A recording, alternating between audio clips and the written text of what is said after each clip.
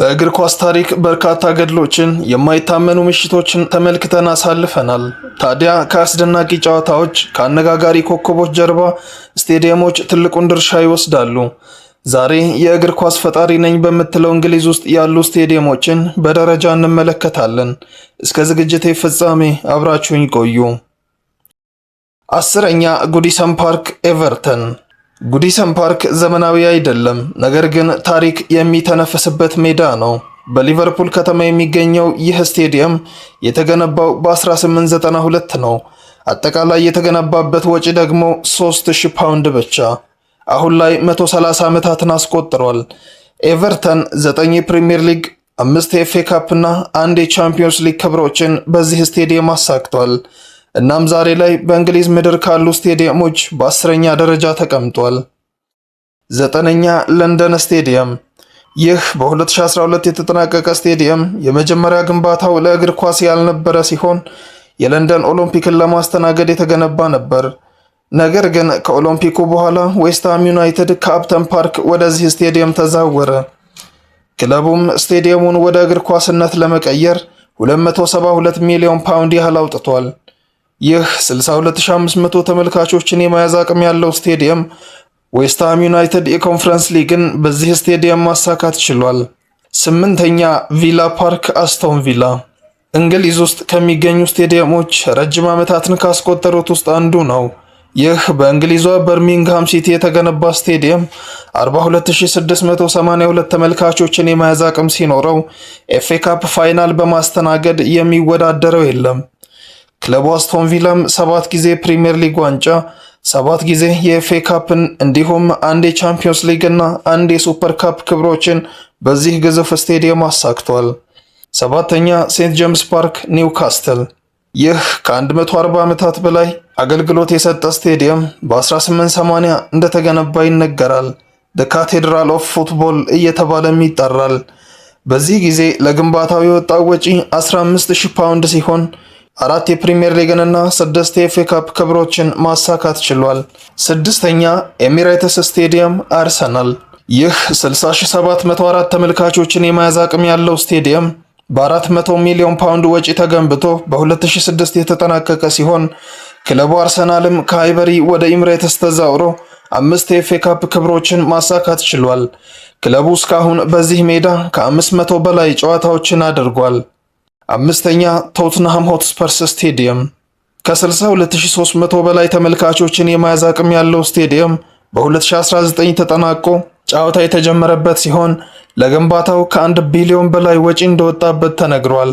ይህ ስቴዲየም እጅግ ቅንጡና ዘመናዊ ሲሆን የወጣበት ወጪም እጅግ ከፍተኛ የሚባልና ተወዳዳሪ ያልተገኘለት ነው። 4ኛ ስታንፎርድ ብሪጅ ቸልሲ።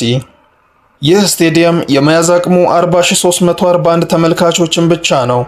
ነገር ግን ከዘመናዊነቱና ክለቡ ካሳካቸው ክብሮች በተጨማሪ በሜዳው ከተፈጠሩ ተአምራት አንጻር በ4ኛ ደረጃ አስቀምጠነዋል። ስቴዲየሙ በ1905 በ100,000 ፓውንድ የተገነባ ቢሆንም በ2000 ዳግም እደሳ ተደርጎለታል። ለእድሳቱም እስከ 400 ሚሊዮን ፓውንድ ወጪ ተደርጎበታል። ክለቡ ቸልሲም 6 የፕሪሚየር ሊግ፣ 8 የኤፍኤ ካፕ እና የቻምፒዮንስ ሊግ ክብሮችን በዚህ ስቴዲየም አሳክቷል። 3ኛ ኢትሃድ ስቴዲየም። ይህ በማንቸስተር ከተማ የተገነባ ስቴዲየም 53400 ተመልካቾችን የመያዝ አቅም ሲኖረው ግንባታው የተጠናቀቀው በ2002 ነበር። ለግንባታው ከ110 እስከ 120 ሚሊዮን ፓውንድ እንደወጣበት ተነግሯል። ይህ ዘመናዊ ስቴዲየም ሞደሬት ዲዛይን የሆነ ሲሆን ሆስፒታል ፋሲሊቲ እና ሌሎችንም ጨምሮ የያዘ ነው። ክለቡ ማንቸስተር ሲቲ ከ2003 ጀምሮ እየተጠቀመበት ይገኛል። ሲቲም በዚህ ሜዳ 6 የፕሪሚየር ሊግ ዋንጫ፣ 1 የቻምፒዮንስ ሊግ ክብሮችን ማሳካት ችሏል። 2ኛ አንፊልድ ሮድ ሊቨርፑል። ይህ ለተጋጣሚዎች የስነ ልቦና ቀውስ የሚዳርግ አስደናቂ ስቴዲየም የተገነባው በ1884 ነው። በ19ኛው ክፍለ ዘመን ሊቨርፑል በ60,000 ፓውንድ አነስተኛ ጥገና ያደረገለት ሲሆን ከ2000 እስከ 2016 ባሉት ዓመታት እስከ 150 ሚሊዮን ፓውንድ በሚደርስ ወጪ ስቴዲየሙ ላይ ዘመናዊ ማሻሻያዎች ተደርገዋል።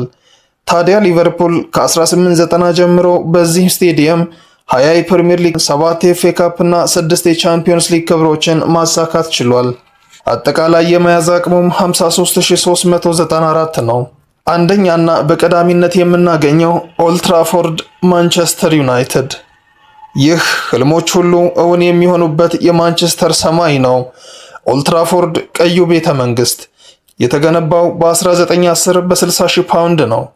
ከ1990 እስከ 2006 ድረስ በተደረገለት ዘመናዊ ማሻሻያዎች ከ90 ሚሊዮን ፓውንድ በላይ ወጥቶበታል።